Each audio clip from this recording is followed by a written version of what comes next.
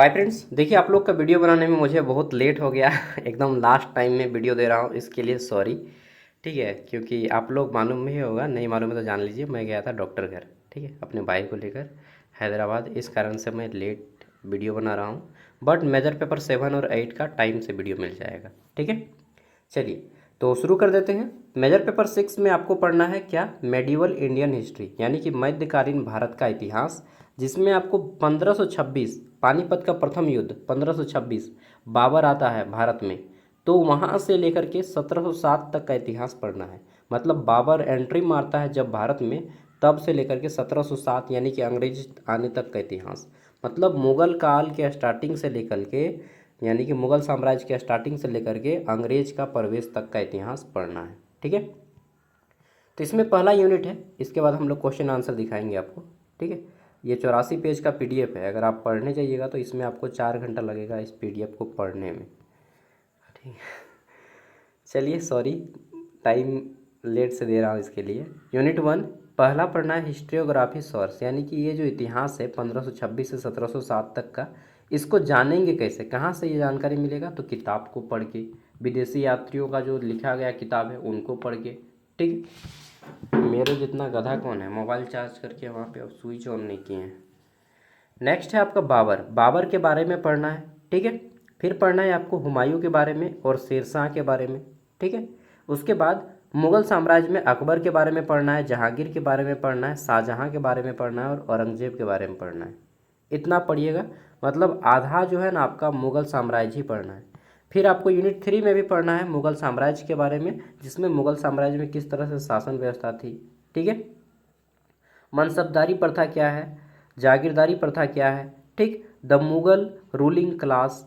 फिर आपको पढ़ना है रेवेन्यू एडमिनिस्ट्रेशन। ठीक है, और यूनिट 3 आ जाता है जिसमें आपको पढ़ना है क्या है, कल्चरल डेवलपमेंट।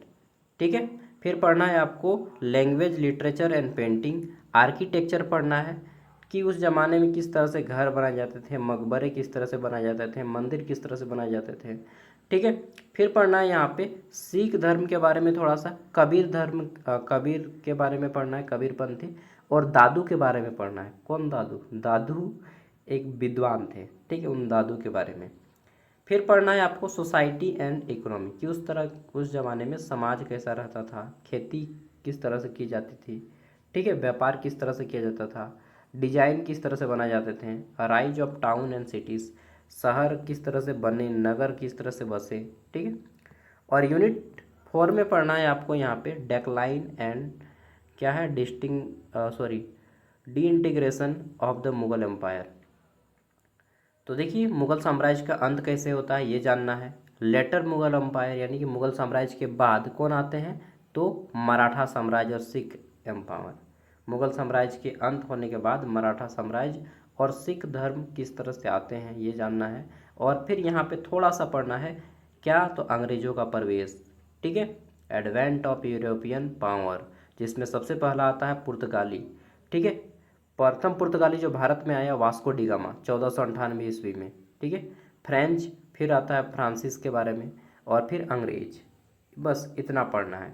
ठीक है, चलिए एक एक करके हम आपको दिखाते हैं, और जितना हो पाएगा दे दूंगा पीडीएफ वीडियो का डिस्क्रिप्शन में।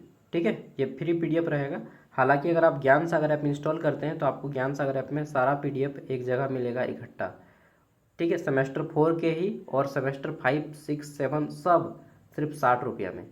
4 साल तक सभी पीडीएफ एक्सेस कर पाइएगा सिर्फ 60 रुपया में, एक जगह पे मिलेगा पीडीएफ।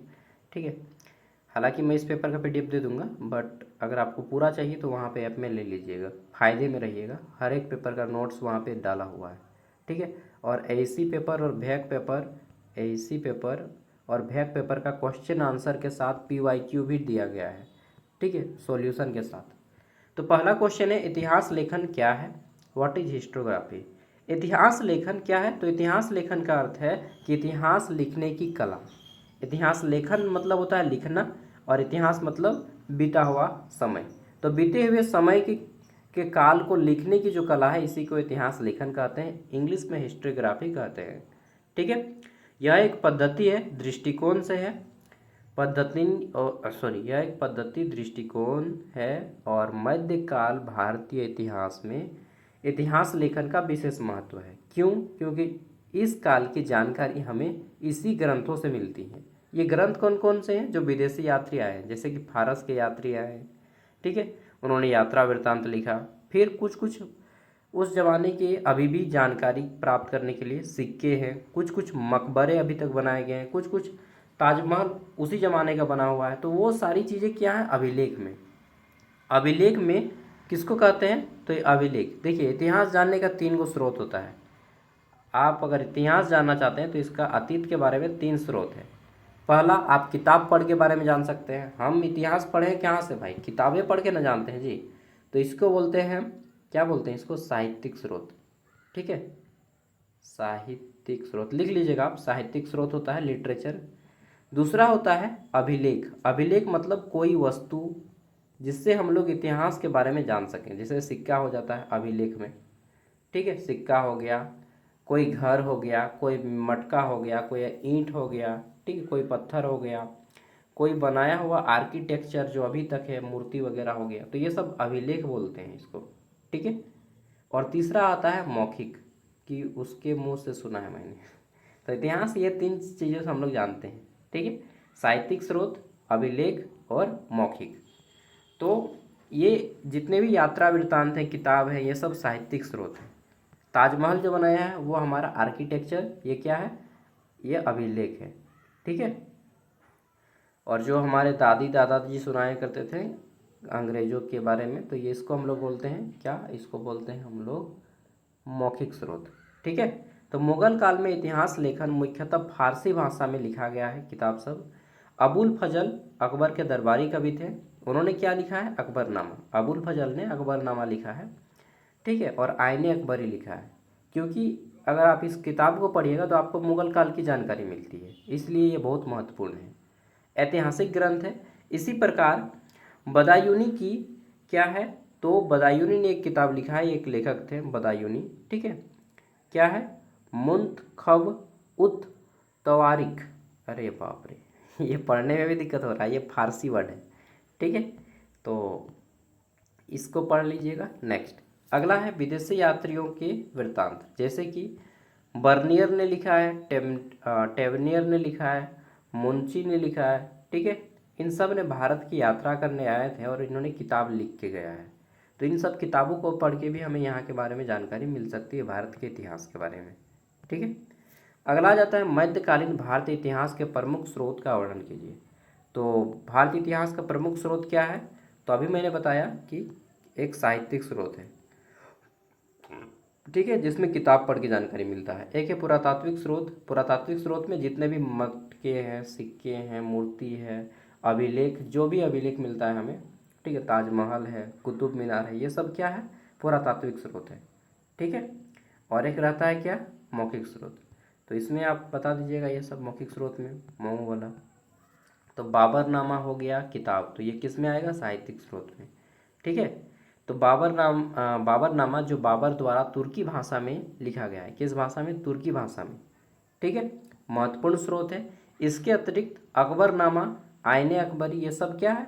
मुगल काल की किताबें हैं। तो क्वेश्चन नंबर 1 और 2 दोनों सेम है, थोड़ा सा अलग अलग करके मैंने बताया है। नेक्स्ट अगला जाता है बाबर को मुगल साम्राज्य का संस्थापक क्यों कहा जाता है? बाबर 1526 में आता है, पानीपत का प्रथम युद्ध लड़ता है, ठीक है। लोधी वंश का अंतिम राजा होता है सिकंदर लोधी। सिकंदर लोधी को तोप मार के भगा देता है, ठीक है, तोप छोड़ता है, तोप।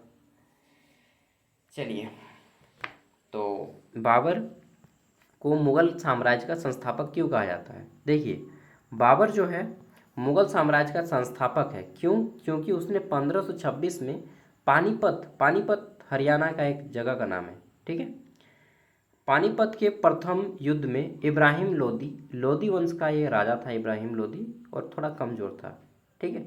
इसको बाबर आता है, हरा देता है। बाबर अफगानिस्तान से आता है काबुल होते हुए, ठीक है, और मुगल साम्राज्य की स्थापना करता है। इसको हरा दिया और ये खुद राज करने लगा बाबर, ठीक है। यह युद्ध भारत इतिहास की महत्वपूर्ण घटनाओं में से एक माना जाता है। पानीपत का प्रथम युद्ध, लगभग हर बच्चा सुनता है नाम इसका, ठीक है। इसी युद्ध से बाबर जो है भारत में पांव जमाना शुरू करता है।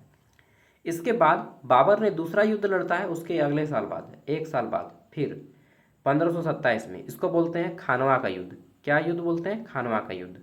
तो खानवा का युद्ध में बाबर ने राणा सांगा को हरा देता है।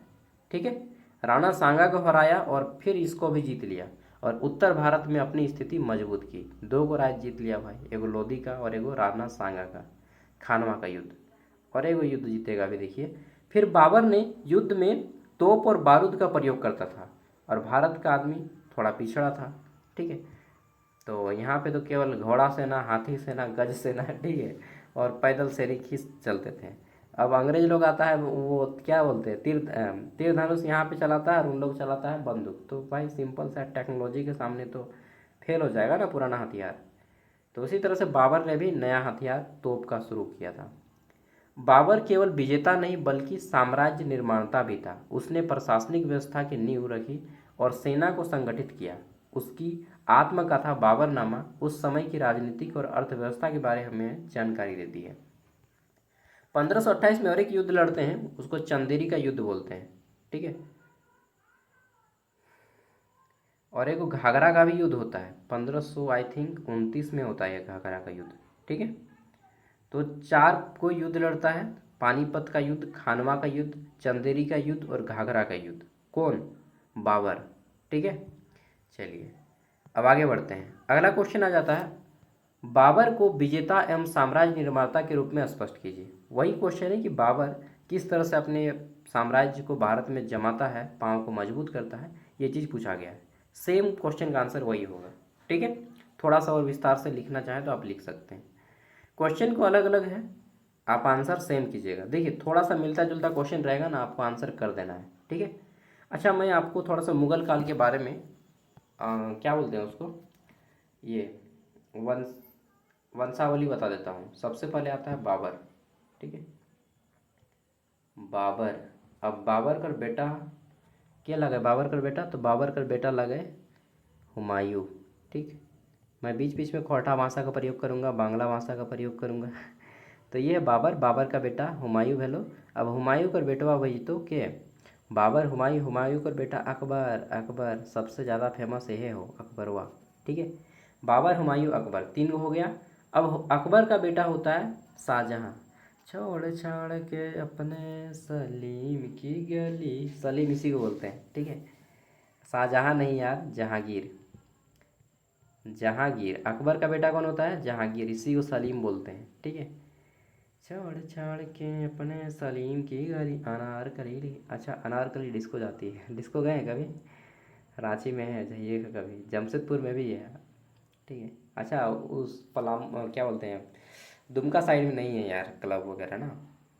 कोई बात नहीं, वो सब मत जाइए। मैं भी नहीं गया हूँ, एक बार सोचा था कि जाऊँगा, फिर सोचा नहीं यार बिगड़ जाऊँगा वो सब जाऊँगा तो जहांगीर हो गया। अब जहांगीर का बेटा कौन होता है? शाहजहां। यहाँ पे मज़ा आता है, शाहजहां यही ताजमहल बनवाता है। यही ताजमहल बनाया और क्या बोलते हैं, दिल्ली में लाल किला बनाया। शाहजहां ने 2 को चीज़ बनाया है। ठीक है, ताजमहल और दिल्ली का लाल किला। ठीक है, शाहजहां। अब शाहजहां का बेटा होता है जहांगीर, सॉरी, शाहजहां का बेटा औरंगजेब। यहाँ पे 3-4 गो बेटा होता है इनका। ठीक है, और बेटा बेटी सब लड़ता है आपस में और अंतिम में बचता है औरंगजेब। कौन बचता है? औरंगजेब। ये बहुत खत्म आदमी था औरंगजेब। मतलब खत्म नहीं बोलेंगे, एक तरह से अच्छा भी आदमी बोल सकते हैं। बहुत स्ट्रिक्ट था एक तरह से, लेकिन धर्म के मामले में खत्म आदमी था। ठीक है, अकबर धर्म के मामले में बहुत अच्छा आदमी था। ठीक है, लेकिन औरंगजेब धर्म के मामले में बहुत कट्टर था। कट्टर कहने का अर्थ है कि अपने राज्य में हिंदू और इस सिख और बुद्ध और जैन और ईसाई धर्म को नहीं रहने देता था। अगर रहना है तो एगो टैक्स देना पड़ेगा, उसको जजिया कर बोलते हैं। औरंगजेब क्या किया कि अगर आपको मेरे राज्य में रहना है या तो इस्लाम धर्म मनाइए, इस्लाम धर्म अगर नहीं मानिएगा तो हिंदू धर्म मानते हैं, चाहे सिख धर्म, चाहे जैन, चाहे बुद्ध, चाहे ईसाई, चाहे यहूदी, कुछ भी धर्म मानते हैं इस्लाम के अलावा, तो आपको टैक्स देना पड़ेगा। उस टैक्स को बोलते हैं जजिया कर। क्या बोलते हैं? जजिया कर। तो जजिया कर एक तरह से धार्मिक कर था और औरंगजेब को जिंदा पीर कहा जाता है। चलिए, मुगल काल का थोड़ा सा मैंने बता दिया। अब आता है हुमायूं के प्रारंभिक जीवन एवं संघर्षों का वर्णन करें कि हुमायूं जो है शुरू से भाई क्या क्या क्या, ये बताइए। ठीक है, तो बाबर का बेटा है हुमायूं, ठीक। बाबर का पुत्र था हुमायूं, 1530 में मुगल सिंहासन पर बैठा। उसका पूरा नाम नसीरुद्दीन मोहम है, डायरेक्ट नसीरुद्दीन हुमायूं था। अच्छा, मोहम्मद भी लिखते हैं इन लोग, तो नसीरुद्दीन हुमायूं था या नसीरुद्दीन मोहम्मद, मोहम्मद नसीरुद्दीन हुमायूं, शॉर्ट में एमडी बोलते हैं, ठीक है। मोहम्मद को शॉर्ट में एमडी बोलते हैं। हुमायूं को अपने शासनकाल में अनेक कठिनाइयों और संघर्षों का सामना करना पड़ता है। इसमें क्या क्या है, तो उसके भाई थे कौन, कामरान, ठीक है, हिंदाल और अस्करी उसके विरोधी थे, उसके भाई लोग। दूसरी ओर अफगान नेता शेर शाह सूरी लगातार उसकी जो है शक्ति को चुनौती दे रहा था। बाबर का जो बेटा था हुमायूं, ठीक है, देखिए कहा जाता है हमारा यहाँ की एक बिहारी सौ पे भारी, ठीक है। एक मिनट, मेरा लाइन कट गया है, थोड़ा सा मैं बता देता हूँ आपको हिस्ट्री। अरे यार स्टैंड भी नहीं लाया, चलिए छोड़िए, फैस मत देखिए। देखिए क्या होता है कि कहा जाता है कि एक बिहारी सौ पे भारी। तो ये जो बाबर का बेटा था हुमायूं, हुमायूं राज कर रहा था दिल्ली में, ठीक। अब यहाँ पे एक बिहारी मतलब माफ़ कीजिएगा, मैं थोड़ा सा सेंसिटिव कॉमेडी मोड में बता रहा हूँ कि यह है कौन, शेरशाह सूरी, शेरशाह सूरी। अब शेरशाह सूरी अपने आप को शेर समझता है और वास्तव में शेर भी है। ये हुमायूं को बोलता है कि भागो बेटा, तुम दिल्ली से भाग जाओ, जहाँ से आया वहाँ चल जाओ, ठीक है। शेरशाह सूरी इसको धमकी देता है बिहार से। सासाराम बिहार का रहने वाला है, ठीक है। सासाराम बिहार में शेरशाह सूरी का मकबरा भी है। तो ये बोलता है कि चलो हुमायूं घर भागो भागो बेटे, ठीक है। तो ये बोलता है क्यों भागेंगे, तो ये बोलता है क्यों भागेगा तो ये फिर 1539 में एक युद्ध लड़ता है, 1539 में बिहार से जाता है हुमायूं। हुमायूं कहाँ से जाता है, बिहार से, ठीक है। कौन, सॉरी शेरशाह सूरी जाता है बिहार से। शेरशाह सूरी बिहार से, बिहारी है ये, जाता है, ये भी एक इस्लाम है।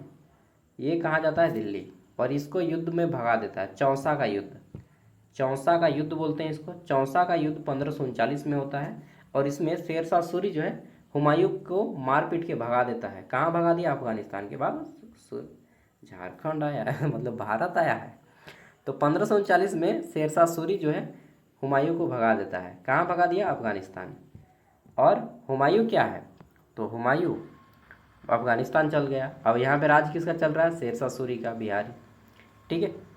ये बचपन में शेरशाह सूरी एक शेर को मार दिए थे, ठीक है। इनका एक्चुअल नाम है फरीद खान, क्या नाम है, फरीद खान। लेकिन बचपन में शेरशाह सूरी, फरीद खान मतलब बचपन में फरीद खान एक शेर को मार गिरा देते हैं अकेले, तो इसी कारण इसको शेरशाह नाम दिया गया, ठीक है। शेरशाह नाम दिया गया, यहाँ के राजा ने इनको शेरशाह नाम दिया था। बाद में ये खुद का साम्राज्य स्थापित कर देते हैं। और हम लोग बोलते हैं GT road, grand trunk road, GT road का भी निर्माण सबसे पहले शेरशाह सूरी ने किया था। शेरशाह सूरी ने ही सबसे पहले एडमिनिस्ट्रेटिव पावर बनाया, बांध बनवाए और कृषि के लिए बहुत अच्छा रूल्स रेगुलेशन नीति फॉलो किया। मतलब शेरशाह सूरी एक अच्छा वेल सेटल्ड विद्वान था, एक तरह से हम लोग बोल सकते हैं कि स्वतंत्रता सेनानी टाइप से था, ठीक है। जब शेरशाह सूरी मर जाता है तब जाके फिर हुमायूं भारत आता है, समझ गए। बस मैं शॉर्ट में कहानी बता दिया, ठीक है। नेक्स्ट, शेरशाह सूरी की प्रशासनिक व्यवस्था के बारे में बताइए। तो शेरशाह सूरी मैंने बताया ना, बहुत अच्छे से रोड वगैरह बनाया, grand trunk road, GT road बनाया, कुआं बनाया, नहर बनाया, ठीक है। और डाक व्यवस्था फिर अच्छी की। नेक्स्ट, शेरशाह सूरी की भू राजस्व नीति। तो शेरशाह सूरी ने जमीन मामले में बोला कि भाई झारखंड, बिहार, यूपी सब में ना बहुत ज़्यादा जमीन के मामले में, बंगाल, अभी भी देखिएगा जमीन के मामले में आदमी लड़ जाता है एकदम, ठीक है। तो इन्होंने पट्टा वगैरह और खतियान जो है रसीद वगैरह बहुत अच्छे तरीके से सेटल्ड किया इन्होंने, ठीक है। भू राजस्व व्यवस्था को, यानी कि जो जमीन के कारोबार हैं इन सब को बहुत अच्छे तरह से सेटल्ड करना शुरू कर दिया, ठीक है। इसलिए अक्सर आता है क्वेश्चन कि शेरशाह सूरी की भू राजस्व व्यवस्था का वर्णन करें या प्रशासनिक व्यवस्था का वर्णन करें। अकबर की धार्मिक नीति के बारे में, तो अकबर औरंगजेब की तरह कट्टर आदमी नहीं था। अकबर धर्म के मामले में सबसे नंबर 1 पे आता है, ठीक है। मैं भी अकबर का बहुत रिस्पेक्ट करता हूँ, हो सकता है आप ही अगले जन्म में अकबर हो, ठीक है। चलिए, तो अकबर क्या है कि अकबर बोला कि भाई देखो, हम ऐसा धर्म निकालते हैं जिसको दीन इलाही नाम दिया गया, कि दीन इलाही ठीक है। दीन इलाही एक नया धर्म निकाला अकबर ने कि भाई अपना अपना आपका जो भी धर्म है, हिंदू है, इस्लाम है, सिख है, यहूदी है, ठीक है, बौद्ध हैं, जैन है, ईसाई हैं, आपको जो धर्म मानना है मानिए, ठीक है। ये इसकी छूट दी गई इसमें दीन इलाही, इसी को कहते हैं कि एक नया धर्म का विचार प्रस्तुत किया जिसमें हर व्यक्ति अपने मर्जी से सभी धर्मों को पालन कर सकता है, ठीक है। अकबर इस तरह से था। अब अकबर की राजपूत नीति क्या है? तो अकबर जो है ना विवाह करता था, ठीक है। विवाह विवाह क्यों? तो अकबर जिसके साथ लड़ के जीत नहीं सकता था उसके साथ लड़ता था, और जानता है कि जिसके साथ लड़ के नहीं जीत पाएंगे उसके साथ विवाह कर लेता था। तो अकबर ने राजपूत जो है कहाँ पे? राजस्थान में। राजस्थान में सबसे ज़्यादा राजपूत हैं, सिंह जिसको बोलते हैं, ठीक है, राजपूत सिंह। तो जनरल में आते हैं ये अकबर क्या किया कि राजपूतों से साथ विवाह का संबंध बनाने लगा, ठीक है। तो विवाह का संबंध बनाना शुरू कर दिया कि भाई तुम लड़ेगा नहीं तो विवाह कम से कम कर लो। विवाह हो जाएगा तो क्या होगा, ना हम तुम पे अटैक करेंगे ना आप हम पे अटैक करिएगा, दोनों फिर बंधन में बढ़ जाएगा, बंध जाएगा, ठीक है। नेक्स्ट, जहांगीर के शासनकाल का मूल्यांकन करना है। छोटा छोटा क्वेश्चन मैंने दिया है पहले, 30 क्वेश्चन है छोटे छोटे। अगला है शाहजहां की उत्तर पश्चिम में मध्य एशियाई नीति के बारे में बताना है, ठीक। नेक्स्ट, उत्तराधिकारी युद्ध का वर्णन करें, यह बहुत इंपॉर्टेंट है। उत्तराधिकारी युद्ध मैंने बताया कि अंतिम में औरंगजेब बचता है, शाहजहां का बेटा सब आपस में लड़ मरता है। एक है दारा शिकोह, एक है आपका शुजा, मुराद और औरंगजेब। औरंगजेब अंतिम में जीतता है, अपने सभी भाइयों को मार देता है, ठीक है, बलि चढ़ा देता है मार के एकदम बेटा, और औरंगजेब खुद राज करता है अकेले, ठीक है। चलिए इसको पढ़ना है, इम्पोर्टेंट है। अच्छा लाइन आ गया। अगला जाता है औरंगजेब की दक्कन नीति। देखिए मैं कुछ दिन पहले दक्कन गया था घूमने के लिए, आपने देखा होगा वीडियो, नहीं देखा तो देख लीजिएगा। गोलकुंडा का किला गया था, ठीक है, हैदराबाद में। तो औरंगजेब दिल्ली का रहने वाला, समझो दिल्ली का रहने वाला, ये कहाँ चला गया? हैदराबाद। गोलकुंडा का किला, यहाँ पे अटैक करता है। वहाँ का राजा था कुली कुतुब शाह, उसको बोलता है भागो तुम गोलकुंडा का किला हमको दो। गोलकुंडा का किला राजाओं का रहता था, राजा लोग वहीं पे रहते थे। आप देखना चाहेंगे तो देख सकते हैं, मैंने वीडियो डाल दिया है गोलकुंडा का किला। कभी किला वगैरह घूमे हैं या नहीं मालूम नहीं, तो दिखा दूँ क्या थोड़ा सा सबसे ऊपर में, ठीक है। यहाँ से आपको पूरा किला नज़र आता है एक व्यू में, और इधर आपका हैदराबाद सिटी नज़र आ जाता है, ठीक है, और उधर से आपको किला ये देख लीजिए।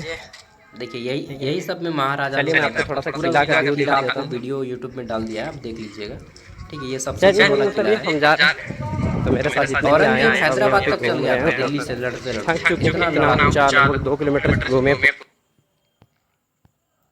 किला का पूरा वीडियो डाल दिया, आप देख लीजिएगा। वहाँ पे मतलब क्या बताएं, चमगादड़ वगैरह भी है यार। तो गोलकुंडा की जीत, देखिए गोलकुंडा का किला के बाद देख लीजिएगा, मज़ा आएगा देख के, ठीक है।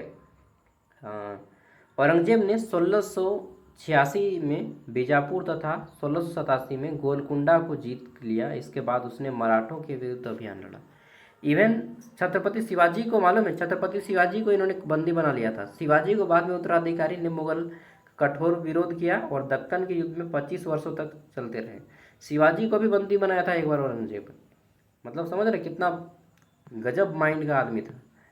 औरंगजेब का धार्मिक नीति के बारे में बताना है, तो मैंने बता दिया कि भाई ये धर्म के मामले में बहुत कट्टर था और जजिया कर लेता था दूसरों धर्म के लोगों को कि भाई टैक्स देना पड़ेगा, जजिया कर दो नहीं तो भागो मेरे राज्य से। मुगल शासन में राज सत्ता के सिद्धांत के बारे में बताना है, ठीक है।